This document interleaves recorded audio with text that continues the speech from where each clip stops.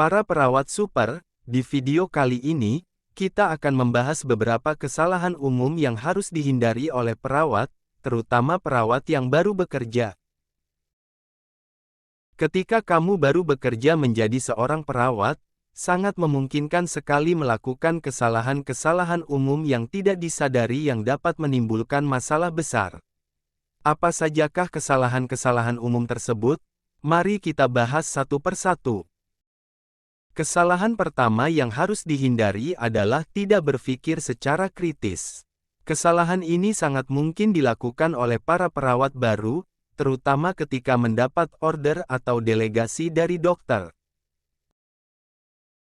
Contoh sederhananya, kita diberikan delegasi untuk memasang NGT, atau mengambil sampel darah, tetapi kita tidak tahu alasannya kenapa kita harus melakukan tindakan tersebut. Kebanyakan beberapa perawat yang baru bekerja, lebih cenderung fokus untuk cepat menyelesaikan pendelegasian tersebut tanpa berpikir kenapa kita melakukan tindakan tersebut. Jadi, untuk teman-teman perawat super, mari kita mulai melatih critical thinking, dengan cara mulai banyak bertanya pada diri sendiri, kenapa pasien kita mengeluh sesak, kenapa pasien kita mendapat obat ini, kenapa dipasang alat ini. Dengan mulai berpikir seperti itu, sahabat perawat akan meminimalisir kesalahan dan menjaga keselamatan pasien kita. Kesalahan kedua yang harus teman-teman hindari adalah terlalu sering bermain media sosial. Kesalahan yang mungkin sering dilakukan dan tidak disadari adalah membuat status di media sosial atau memposting kegiatan ketika kita bekerja. Yang paling fatal adalah memposting informasi sensitif pasien di media sosial. Misalnya mengambil foto pasien dan mempostingnya tanpa izin. Ingat, perawat memiliki kode etik dan undang-undang privasi lainnya yang harus kita patuhi. Bermain media sosial memang tidak dilarang, tetapi kita harus bijak dalam memainkannya.